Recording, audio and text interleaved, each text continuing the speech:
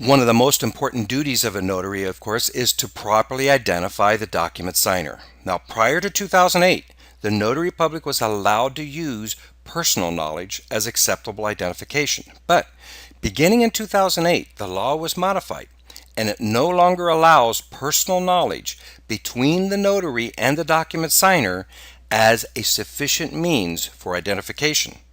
So we're going to talk about a couple of methods to identify a document signer. And the primary method for identifying a document signer is to use an identification document that's acceptable under California law. Now, I should mention that we're assuming that the notary doesn't have any evidence, circumstance, or information which would reasonably lead that notary to believe that the individual is not the individual he or she claims to be.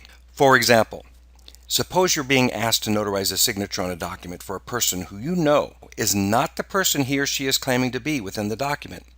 Even if that person is able to present an identification verification document, since you already know that the signer is not the person represented in the document, you may not complete that notary act. So the first method of identification we're going to discuss is going to be the acceptance of identification documents. Not all identity documents are acceptable under California law. For example, while some older valid military ID cards are acceptable, the new military ID cards are not acceptable because they're not signed and they have no physical description. The new military ID cards have a great deal of information, but it's on a chip that the notary, of course, can't read. Even if the person's in active military duty, for the purposes of acceptable identification documents, the person must use another form of ID. Birth certificates may not be used. Marriage licenses may not be used. Neither may baptism records, social security cards, private employer identification cards, international driver's licenses, passports from non-existent countries, for example, and MasterCards and Visa cards and credit cards in general, department store identification cards. These are all examples of unacceptable identification documents. And I will tell you, as a notary who's been practicing a very long time, I have had every one of these documents being presented as methods of identification, and these documents are not acceptable identification. Be especially wary of a passport from a non-existing country. There are tourist passports out there from countries that don't exist, and some people will take advantage that the notary may not know enough geography to realize that the country does not exist, and will use that as a false form of identification. I have had that happen. So if you're unsure, especially about a passport that might be from a country you've never heard of, take a few minutes and do some research to eliminate those doubts that you might have. Wow, with so many unacceptable identification documents, what's left? Well, the truth is that there are only a handful of acceptable identification documents that you may use to verify identity. But even if one of the following identification documents is used, the notary must ensure that the identification document presented is either current or it's been issued within the past 5 years, that it has a photograph of the person and it has been signed by the person, that it has the physical description of the person, and it has a serial number listed from the entity issuing the identification document or some other identifying number.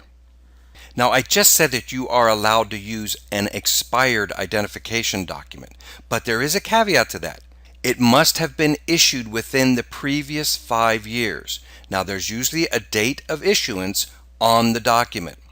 If it's a driver's license, for example, and perhaps the person received a driver's license when they turned 18 and now it's expired because it was good till 21, let's say some states do that. Well, if that person hasn't yet received their new driver's license and that driver's license expired when they turned 21, you're allowed to still use it because it's been issued within the previous 5 years.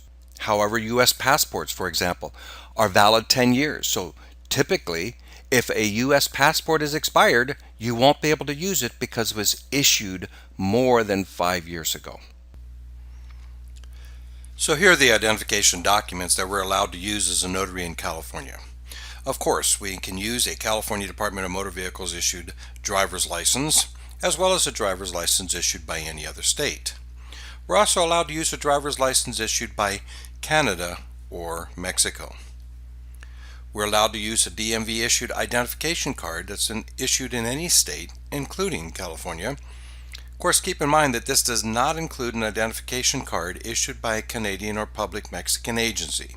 For example, we may not use a voter's registration card issued by Mexico to Mexican nationals living here in the United States. We are allowed to use an identification card issued by the military. Keep in mind that most military ID cards right now do not carry all the information that we are required to have, such as the signature and the physical description. Active military personnel and most reserve military personnel cards now contain a computer chip instead of having that information. So if it doesn't have the information, even though it's a military ID card, we're not going to be able to use it. We're allowed to use a valid passport from another country, and a law that just went into effect January 1st of 2017 allows us to use a consular identification document issued by a consulate from the signer's country of citizenship. You might know these as, for example, a matricular consular card issued by a Mexican consulate to Mexican nationals living in the United States. Effective January 1st, 2017, these are now acceptable identification documents. We're allowed to use an employee identification card that's been issued by an agency or office of California City, a county within California, a California city and county, or the state of California. In other words, if it's an employee of the state, city, or county within California, you may use that employee identification card as long as that employee identification card has all of the information, such as the physical description and the signature, on those cards. As you probably have guessed, most of these employee identification cards do not carry all of that information, and so even though it is a card that would otherwise be allowable, we may not use it if it does not contain all of those elements. Another law that went in effect January 1st of 2017 is that we are now allowed to use an identification card issued by a federally recognized tribal government. Of course, again, keep in mind that that tribal identification card must contain all of the elements as discussed previously. Now, it turns out that there are 3 identification documents that we are allowed to use even though they do not contain all of the elements required. Remember, the elements are: the identification document must be current or have been issued within the past 5 years if it's expired. They must have a photograph of the person, a signature of the person, a physical description of the person, and a serial number from the government issuing entity. However, there are 3 identification documents that we are permitted to use that do not carry all of these elements. A United States passport does not have a physical description of the holder, but we are still allowed to use it. We're also allowed to use an inmate identification card issued by the California Department of Corrections and Rehabilitation, but only if the inmate is in custody in prison. And finally, we're allowed to use any form of inmate identification issued by a sheriff's department, again, if the inmate is in custody.